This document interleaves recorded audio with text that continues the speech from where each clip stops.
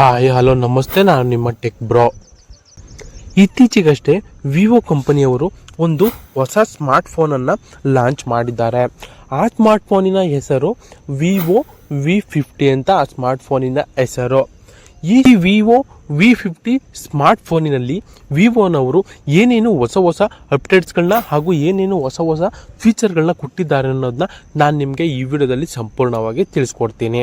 ಅದಕ್ಕಿಂತಲೂ ಮುಂಚೆ ಯಾರಿಂದ ನನ್ನ ಚಾನಲ್ಗೆ ಸಬ್ಸ್ಕ್ರೈಬ್ ಆಗಿಲ್ಲ ದಯವಿಟ್ಟು ಸಬ್ಸ್ಕ್ರೈಬ್ ಆಗಿ ಹಾಗೂ ಈ ವಿಡಿಯೋಗೆ ಒಂದು ಲೈಕ್ ಮಾಡಿದ್ರು. ಬನ್ನಿ ವಿಡಿಯೋನ ಶುರು ಮಾಡೋಣ.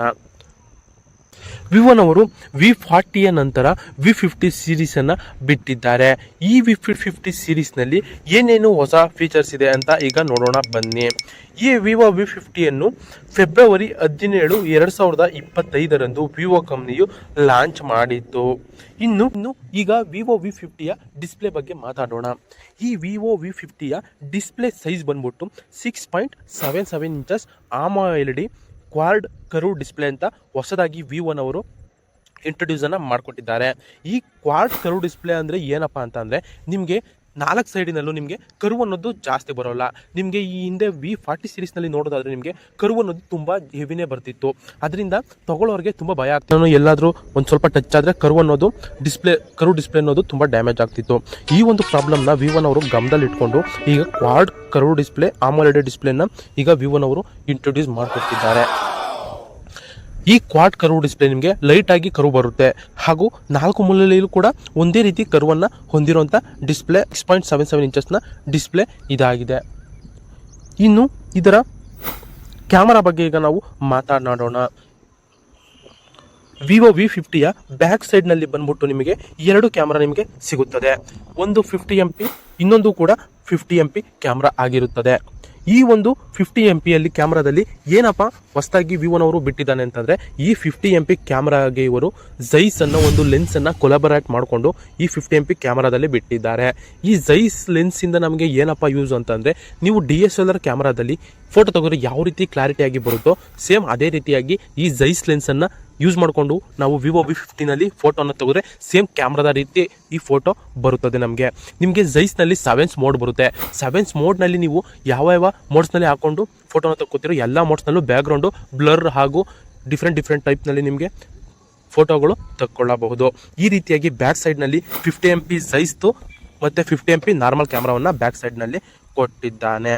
ಇನ್ನು ಫ್ರಂಟ್ ಕ್ಯಾಮ್ರಾ ಬಗ್ಗೆ ಮಾತಾಡೋದಾದ್ರೆ ನಿಮಗೆ ಫ್ರಂಟಲ್ಲೂ ಕೂಡ ನಿಮಗೆ 50 MP ವೈಡ್ ಆ್ಯಂಗಲ್ ಲೆನ್ಸನ್ನು ಕೊಟ್ಟಿದ್ದಾನೆ. ನೀವು ಫ್ರಂಟ್ ಕ್ಯಾಮ್ರಾದಲ್ಲೂ ಕೂಡ ಝೈಸ್ ಲೆನ್ಸನ್ನು ಯೂಸ್ ಮಾಡಿರೋದ್ರಿಂದ ಕಸ್ಟಮರ್ಸ್ಗೆ ತುಂಬ ಒಳ್ಳೆ ಬೆನಿಫಿಟ್ ಅಂತಲೇ ಹೇಳ್ಬೋದು.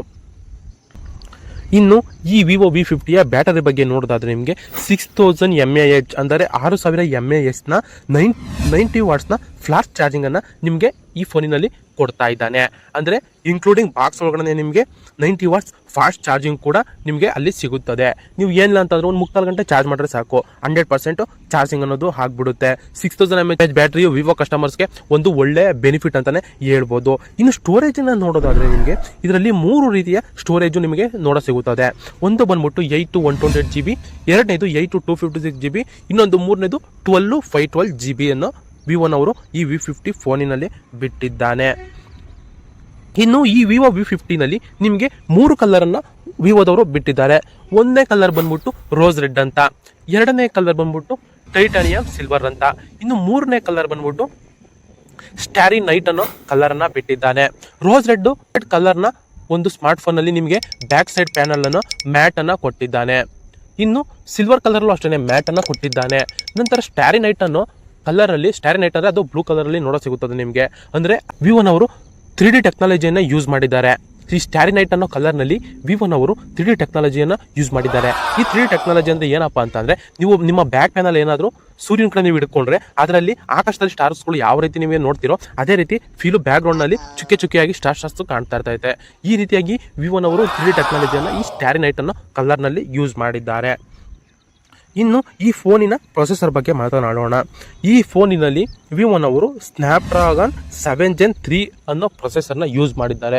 ಈ ಪ್ರೊಸೆಸರಿಂದನೂ ಕೂಡ ವಿವೋ ಕಸ್ಟಮರ್ಸ್ಗೆ ಒಳ್ಳೆ ಬೆನಿಫಿಟ್ ಅಂತಲೇ ಹೇಳ್ಬೋದು. ಏನಕ್ಕಪ್ಪ ಅಂತಂದರೆ ನೀವು ಇನ್ ಕೇಸ್ ನೀವೇನಾದರೂ ನಾರ್ಮಲ್ ಫೋನ್ನ ಜಾಸ್ತಿ ಯೂಸ್ ಮಾಡ್ತಿದ್ದೀರಾ ಅಥವಾ ಪಬ್ಜಿ, ಫ್ರೀ ಫೈರ್ ಆ ಥರ ಹಲವಾರು ಗೇಮ್ಗಳನ್ನ ಆಡ್ತಿದ್ದೀರಾ ಅಂತಂದರೆ ನಿಮ್ಮ ಫೋನು ಹ್ಯಾಂಗ್ ಆಗೋ ಸಾಧ್ಯತೆಗಳು ಹೆಚ್ಚಾಗಿರುತ್ತದೆ. ಆದರೆ ಈ ವಿವೋ V50ನಲ್ಲಿ ಸ್ನ್ಯಾಪ್ಡ್ರಾಗನ್ 7 Gen 3 ಅನ್ನೋ ಪ್ರೊಸೆಸರ್ ಇದೆಯಲ್ಲ, ಈ ಪ್ರೊಸೆಸರ್ನ ಮೇನ್ ಉದ್ದೇಶ ಏನಪ್ಪ ಅಂತಂದರೆ ನೀವು ಎಷ್ಟೇ ಗೇಮ್ ಮಾಡಿದ್ರು ಫೋನ್ ಹ್ಯಾಂಗ್ ಆಗಲ್ಲ, ಹಾಗೂ ನೀವು ಎಷ್ಟೇ ಫೋನ್ ಯೂಸ್ ಮಾಡಿದ್ರು ಫೋನ್ ಯಾವುದೇ ರೀತಿ ಹೀಟ್ ಆಗೋದು, ಹ್ಯಾಂಗ್ ಆಗೋದು, ಯಾವುದೇ ರೀತಿ ಪ್ರಾಬ್ಲಮನ್ನು ಈ ಸ್ನ್ಯಾಪ್ಡ್ರಾಗನ್ 7 Gen 3 ಪ್ರೊಸೆಸರ್ ಇದೆಯಲ್ಲ ಅದು ಯಾವುದೇ ರೀತಿ ಪ್ರಾಬ್ಲಮನ್ನು ನಿಮಗೆ ಕೊಡೋದಿಲ್ಲ. ಆ ರೀತಿಯಾಗಿ ಒಂದು ಒಳ್ಳೆ ಪ್ರೊಸೆಸರ್ನೇ ನಿಮಗೆ ಈ ವಿವೋ V50ನಲ್ಲಿ ಕೊಟ್ಟಿದ್ದಾನೆ. ಇನ್ನು ಮೇನ್ ಅಡ್ವಾಂಟೇಜ್ ಏನಪ್ಪ ಅಂತಂದರೆ ನಿಮಗೆ ಈ ಫೋನಿನಲ್ಲಿ AI ಫ್ಯೂಚರನ್ನು ಕೊಟ್ಟಿದ್ದಾನೆ. AI ಫ್ಯೂಚರೇ ಈ ಫೋನಿನಲ್ಲಿ ಮಸ್ತ್ ಅಂತಲೇ ಹೇಳ್ಬೋದು. AI ಎರೇಸನ್ನು ಕೊಟ್ಟಿದ್ದಾನೆ. AI ಎರೇಸ್ ಅಂತಂದರೆ ನೀವು ಯಾವುದೊಂದು ಫೋಟೋ ತಕ್ಕೋತೀರಾ, ಬ್ಯಾಕ್ಗ್ರೌಂಡಲ್ಲಿ ನಿಮ್ಗೆ ಏನಾದರೂ ಬೇಡದಿರೋದೇನೋ ಬಂದರೆ ಆಟೋಮೆಟಿಕ್ಕಾಗಿ ಆರಾಮಾಗಿ ನೀವು ಅದನ್ನು ಎರೇಸ್ ಮಾಡ್ಕೋಬೋದು. ಇನ್ನೊಂದು AI ಸೂಪರ್ ಲಿಂಕನ್ನು ಕೊಟ್ಟಿದ್ದಾನೆ. ಈಗ ಎಕ್ಸಾಂಪಲ್ಗೆ ನೀವು ಎಲ್ಲೋ ಒಂದು ಜಾಗಕ್ಕೆ ಹೋಗ್ತೀರಾ, ಆ ಜಾಗದಲ್ಲಿ ನೆಟ್ವರ್ಕ್ ಇರಲ್ಲ, ಆಗ ಈ AI ಸೂಪರ್ ಲಿಂಕ್ ಅನ್ನೋದು ಏನು ಮಾಡುತ್ತೆ ಅಂತಂದರೆ ನಿಯರ್ ಬೈ ಯಾವುದು ನೆಟ್ವರ್ಕ್ ಇರುತ್ತೋ ರಪ್ಪನ್ನಂಗೆ ಅಂದರೆ ಸ್ಪೀಡಾಗಿ ಆ ನೆಟ್ವರ್ಕನ್ನು ಕ್ಯಾಪ್ಚರ್ ಮಾಡ್ಕೊಳ್ಳುತ್ತೆ. ಇನ್ನು AI ಇಮೇಜ್ ಎನ್ಹ್ಯಾನ್ಸನ್ನು ಕೊಟ್ಟಿರುತ್ತೆ. AI ಇಮೇಜ್ ಎನ್ಹ್ಯಾನ್ಸ್ ಅಂತಂದರೆ ನೀವು ಯಾವುದೋ ಒಂದು ಫೋಟೋ ತಗೊಂಡಿರುತ್ತೆ, ಅದು ಬ್ಲರ್ ಆಗಿರುತ್ತೆ, ಆ ಫೋಟೋನ ನೀವು ಎನ್ಹ್ಯಾನ್ಸ್ ಮಾಡಿದ್ರೆ ಫೋಟೋ ಕ್ಲಾರಿಟಿ ಅನ್ನೋದು ಬರುತ್ತೆ. ಮತ್ತು AI ಲೈವ್ ಕಾಲ್ ಟ್ರಾನ್ಸ್ಲೇಷನ್ನ ಕೊಟ್ಟಿದ್ದಾನೆ. AI ಲೈವ್ ಕಾಲ್ ಟ್ರಾನ್ಸ್ಲೇಷನ್ ಅಂತಂದರೆ ನೀವು ಈಗ ನಿಮಗೆ ಕನ್ನಡ ಮಾತ್ರ ಬರುತ್ತೆ, ಇಂಗ್ಲೀಷ್ ಬರೋದಿಲ್ಲ ಅಂದ್ಕೊಳ್ಳಿ. ಎಕ್ಸಾಂಪಲ್ಗೆ ಈಗ ಯಾರೋ ಒಬ್ಬ ನೀನು ಫೋನ್ ಮಾಡ್ತಾನೆ, ಅವರು ನಿಮಗೆ ಇಂಗ್ಲೀಷ್ನಲ್ಲಿ ಮಾತಾಡ್ತಿರ್ತಾರೆ, ಆದರೆ ನಿಮಗೆ ಇಂಗ್ಲೀಷ್ ಅರ್ಥ ಆಗಲ್ಲ. ಅವಾಗ ನೀವು ಏನಪ್ಪ ಮಾಡ್ಬೋದು ಅಂತಂದರೆ ಈ ಲೈವ್ ಕಾಲ್ ಟ್ರಾನ್ಸ್ಲೇಷನನ್ನು ಉಪಯೋಗಿಸ್ಕೊಂಡು ಅವರು ಯಾವ ಲ್ಯಾಂಗ್ವೇಜಲ್ಲಿ ಮಾತಾಡ್ತಿದ್ದಾರನ್ನ ಸೆಲೆಕ್ಟ್ ಮಾಡ್ಕೊಳ್ಳಿ, ಹಾಗೂ ನಿಮಗೆ ಯಾವ ಭಾಷೆಯಲ್ಲಿ ಕೇಳಿಸ್ಬೇಕು ಅನ್ನೋದನ್ನ ಸೆಲೆಕ್ಟ್ ಮಾಡ್ಕೊಳ್ಳಿ. ಆಗ ಏನಾಗುತ್ತೆ ಅಂತಂದರೆ ಅವನು ಇಂಗ್ಲೀಷ್ನಲ್ಲಿ ಮಾತಾಡಿದ್ರೆ ಆಟೋಮೆಟಿಕ್ಕಾಗಿ ಅದು ಕನ್ನಡದಲ್ಲಿ ಕನ್ವರ್ಟ್ ಆಗಿ ನಿಮಗೆ ಅದು ಕೇಳಿಸುತ್ತೆ. ನೀವು ಕನ್ನಡ ಮಾತಾಡಿದ್ರೆ ಆಟೋಮೆಟಿಕ್ಕಾಗಿ ಅವ್ರಿಗೆ ಇಂಗ್ಲೀಷ್ನಲ್ಲಿ ಕೇಳಿಸುತ್ತೆ.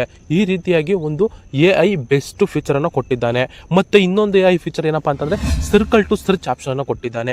ಈ ಹಿಂದೆ ನೀವು ಗ್ಯಾಲಕ್ಸಿ S24 ಅಲ್ಟ್ರಾ, S25 ಅಲ್ಟ್ರಾದಲ್ಲಿ ಈ ಒಂದು ಸರ್ಕಲ್ ಟು ಸರ್ಚ್ ಅನ್ನೋದನ್ನ ಕೊಟ್ಟಿದ್ದ.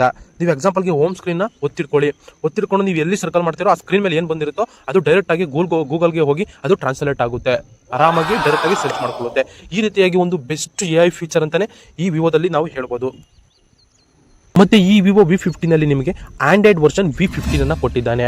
ಇದು ಒಂದು ಬೆಸ್ಟ್ ಸಿಸ್ಟಮ್ ವರ್ಷನ್ ಅಂತ ಹೇಳ್ಬೋದು ನಿಮಗೆ. ಮತ್ತು 3 years OS ಅಪ್ಡೇಟ್ ಹಾಗೂ 4 ವರ್ಷಗಳ ಕಾಲ ಸೆಕ್ಯೂರಿಟಿ ಅಪ್ಡೇಟ್ ಅನ್ನೋದನ್ನ ಕೊಟ್ಟಿದ್ದಾನೆ. ಇನ್ನು ರೇಟಿಂಗ್ಸಲ್ಲಿ ನೋಡೋದಾದ್ರೆ ನಿಮಗೆ 5 ಪಾಯಿಂಟ್ಗೆ ನಿಮಗೆ 4.7 ರೇಟಿಂಗ್ಸ್ ಅನ್ನೋದನ್ನ ಕೊಟ್ಟಿದ್ದಾರೆ.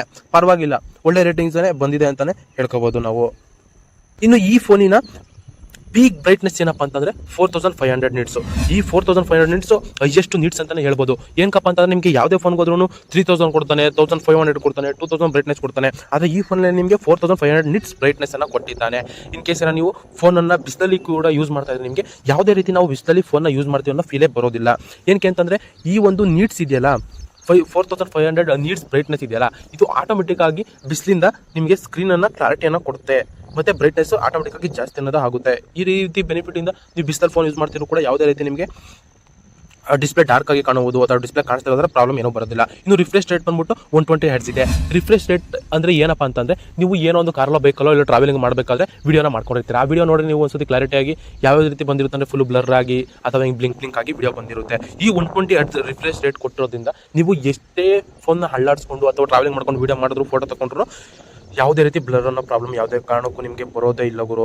ಮತ್ತು ಇದರಲ್ಲಿ ಡಿಸ್ಪ್ಲೇಗೆ ಬಂದ್ಬಿಟ್ಟು ಪಂಚ್ ಹೋಲ್ ಡಿಸ್ಪ್ಲೇನ ನಿಮಗೆ ಈ ವಿವೋನವನು ಕೊಟ್ಟಿದ್ದಾನೆ.